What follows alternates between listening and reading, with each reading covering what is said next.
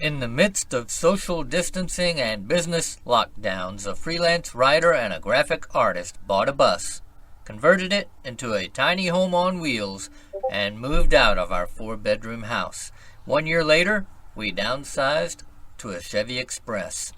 Now we travel between Texas and Pennsylvania from April through November while exploring small towns with rich histories.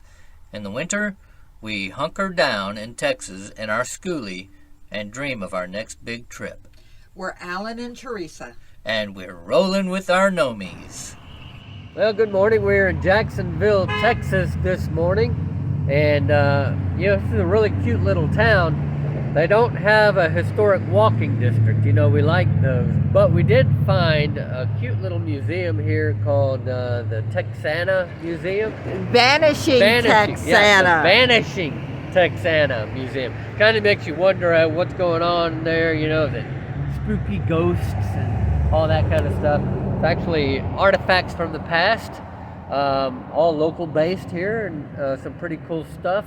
Anyways, you'll see the Roman coins are not local based. Well, most of it is local based. There's some Roman coins in there and things like that. And we start off a tour with an older gentleman there who's very nice and very knowledgeable about the history of town. And he gives us an introduction, then he has to go away for some school kids. But we got to see some really neat things in there, so you'll see them too. Follow us, and if you like what you see, give us a thumbs up, share us with your friends, and don't forget to click that like button. Late 1800s, and this was shown at the 1894 Columbia Exposition in Chicago. Oh, wow. And that celebrated 400 years of Columbus discovering America. And a lot of things happened there.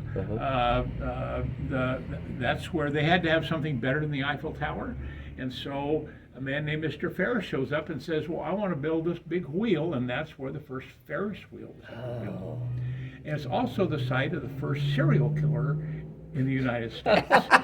Because all these women were come here to work there, and they were all living alone, and he just, and they finally figured it out. It was one guy and everything. So anyway, so that's first documented serial killer. But a lot of other interesting typewriters.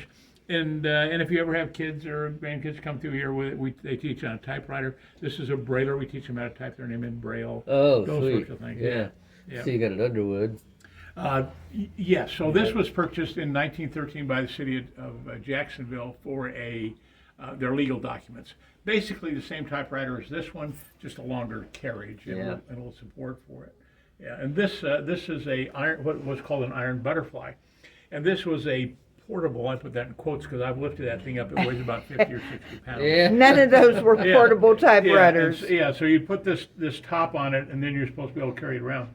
But it's called an iron butterfly because of the way it looks. Yeah. But the keys came down, and so the selling feature was that since the keys came down, you could make more carbons. Luckily, I don't have to explain to you folks what carbon paper is. Yeah, we're old enough. But we make more carbons, and it also used the font that magazines used and newspapers used, so it looked more professional. And the little pencil up there, you could also rotate that down, and then you can make lines back and forth, or rotate the pattern and make different lines on it. Oh, sweet. Wow. Yeah. So it was kind of an unusual thing. But we have a paymaster down there. You probably received a paycheck occasionally on when the paymaster would come down, and it would poke all the little holes in the paper and make that for you. So I'll be about 10 minutes, Barry. Go ahead. Okay. All right. I got my first job in the 80s, so I think those were phased out by then. Maybe so. Yeah. They were not. Well, I got jobs in the 80s, and I got paychecks. I was in Dallas. She was a country girl, so there she you might go. have saw right. it. That's right. So, North Dallas, we were still using the old-fashioned cabinet. yeah, Were you? right. Yeah. So this cabinet over here is Caddo Indians, and these are actual stop called Love's Lookout, which has a big long history around here. All right. But that particular group came from that area, and the rest of these came from the Cherokee County area. Everything on this table is on loan from private collectors. So we've got a Montosaurus tooth, and we got which is real big with the kids because that's the latest bad guy in the Jurassic Park movie. Right. Okay, yeah. And a megalodon shark tooth and that sort of stuff.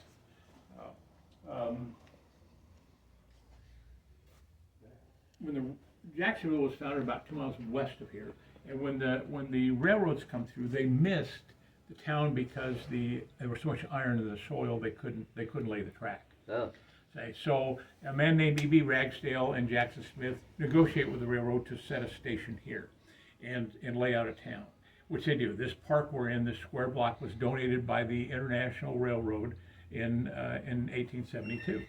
And they also donated a couple of places for churches and that sort of thing. Anyway, up next to the railroad, the Spear Hotel appears first, and then followed by the Liberty Hotel, one of the most opulent and great hotels in all of Texas in the 1920s. The first air-conditioned hotel between Arkansas and San Antonio. Wow. Oh, Yeah. sweet. So people would come in. Also, Yeah. most all rooms had indoor plumbing, another big thing in those days. Yeah, You know, you yeah. didn't have to run out to the back of the hotel. So there was that. This was the dinner bell. This was purchased out of the Sears catalog, and it's a steel bell. And Sears found that if you took the steel bells and made it bigger at the top, it would give a more resonant sound, more like a cast bell. And out in front of the museum is a cast bell. That was cast in Right. 1799 and used at the Presbyterian Church, originally in Larissa, and then came down here in Jacksonville, here, and yeah. now over here.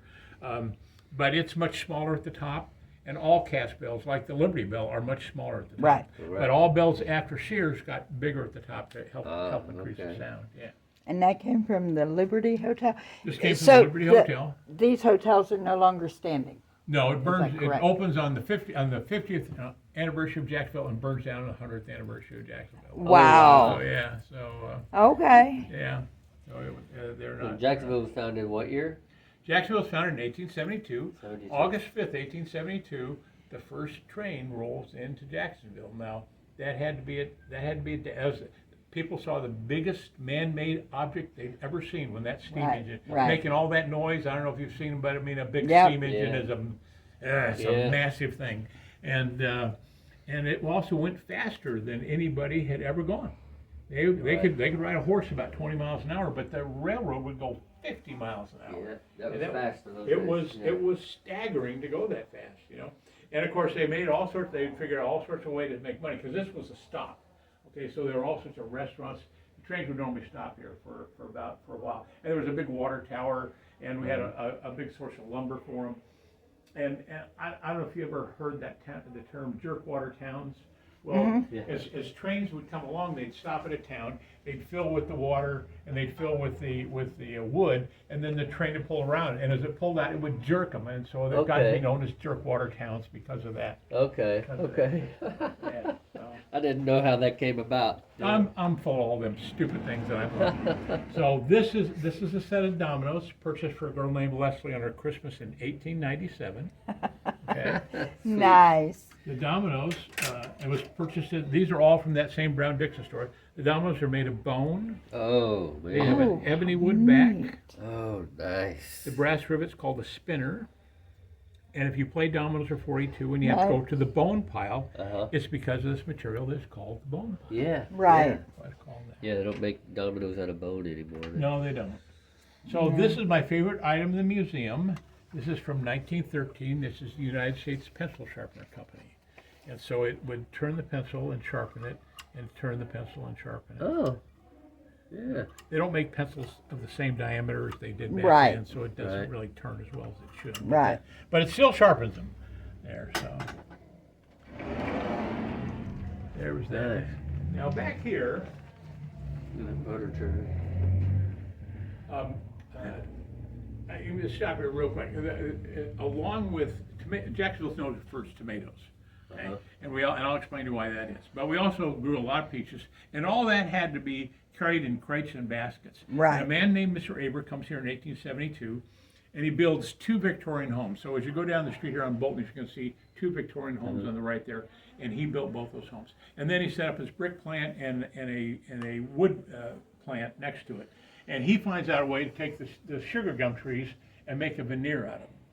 Okay? Sweet. And so he makes the first baskets. And so all those farmers need all those baskets. Yeah. Right. And so that's where that came from. Awesome. So this is Alan Bean. He's married to Sue Ragsdale, the great-great-granddaughter of E.B. Ragsdale, who helped negotiate to have the town set here, okay? Okay. He's the second mission of the moon in November of 1969. prior to going moon, it takes this Texas flag, puts it inside a spacesuit, flies to the moon, runs around the surface for 7.5 hours, comes back, and then he and Sue had this framed up, had all 3 astronauts sign it. So this is the first and maybe the only Texas flag to have been to the surface of the moon and back. Oh, cool. That's awesome. That is a one-of-a-kind thing. So Wow. I got some other people sinking the front door. Yep. So Yeah. there are some coins from 500 BC over here. Okay. There's just an incredible collection. And those posts, this is going to be tough to explain, but what you see here should help you to understand what the possibilities are for yourself, okay? So when we see daily a little progress. quill tip pin where somebody... Oh, look, the hand-drawn maps. Jacksonville. Okay? And today we take that all the way forward to... Old Jacksonville. Yeah. So M.L. Earl believed in preservation of the history of our community. His pet projects included the city park, where he led the campaign for construction of a bandstand, sidewalks, and benches. He also served several terms as mayor and alderman. His interest in land boundaries led him to be recognized as an expert in resolving disputes. His 1914 map, city map, is still in use today. Sweet. Yeah. Yeah, I like the old newspaper there. That's from 1917, November 28th. Right? Oh, man. Look at that little bitty. Oh, wow. It's beautiful. Wilcox and Gibbs. That is a small sewing machine. It's a treadle machine. It's a treadle? Yeah. See the belt goes to a bigger wheel here. Oh, okay. Yeah, and gotcha. it's turned by the pedal at the bottom. Uh-huh. What's the box there for? Is it? This, Yeah. that's cabinets. Oh, okay. You You store it. keep your needles and thread and stuff. Yeah. Oh, that is really cool. That is the smallest treadle machine I've ever seen. Oh, look at this Organ? organ. Yeah.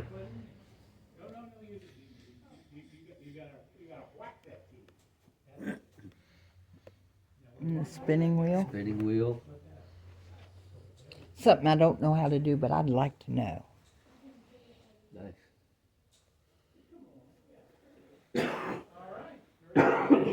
So where are these coins? Over here, I think. Like here's the postcards and telegrams. Yeah, those are the ones sent from Japan. Mm-hmm. Imperial Japanese Army.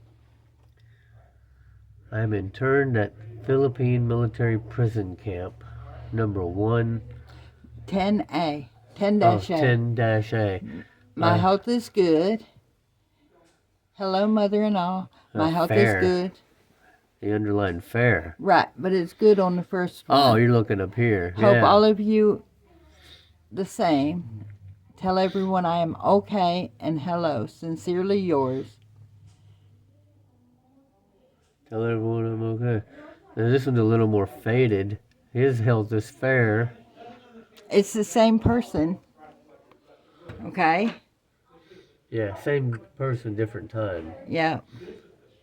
This is probably later. Received the comfort package and appreciated. You and all your friends can write. I've seen of the Tarrant I've boys, seen one of the Tarrant boys of Mr. Selma, Mount Selma, of Mount Selman. recently, and he was okay. As for myself, I am okay. Hope you are the same. And then this one was dated, the bottom one is dated October 15th, 1945. Dear Mother and Dad, hello everybody. This leaves all well. Hope you the same. Wishing you a Merry Christmas and a Happy New Year. Hoping to see you all before long. Your son, Willard Durham. Yeah, these are from Jess Willard Durham, born in 1916, died in 2000. He was a World War II Japanese POW in the Philippine Islands.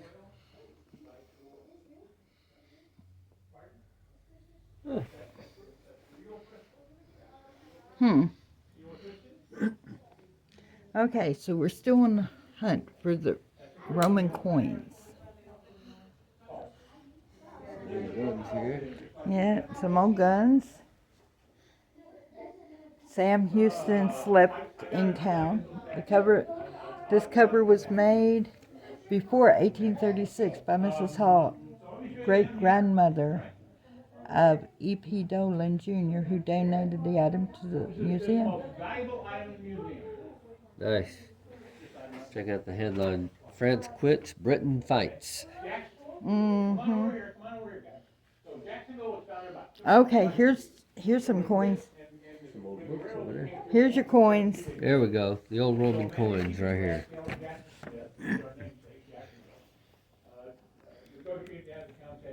Right here. Miletus, Greek city-state in the 5th century. Even with the smallest coins, the ancient Greeks strived for artistic quality. That quality is seen in these 2 silver coins of Miletus. The smallest shows the head of a lion on the obverse, while the larger coin displays a star in an incused square on reverse. These are Persian siglos, Macedonian coin of Philip II. He was the father of Alexander the Great. Oh my Bless goodness. you. Sorry.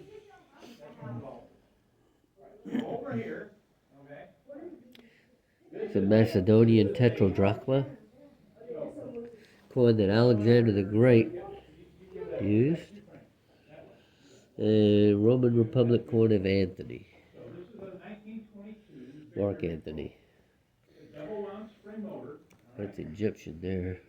And this is Athenian tetradrachma. About 156 BC. and there is a Roman coin of Nero.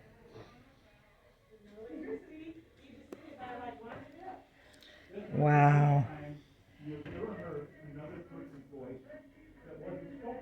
Well, you can see the detail with this magnifying glass. Right, but I can't use the magnifying glass on the video, dude. Wow. But This Egyptian dude looks like he's looking at you. he probably is. He's probably looking at you, wondering why you're looking at him like that. Alright, if I don't do this right, then I'm going to be on the bad side of my wife. So y'all bear with me and pray for me. But while you're doing that, don't forget, share us with your friends. Like us if you like us if you don't. Subscribe to the channel. It helps us out. God bless.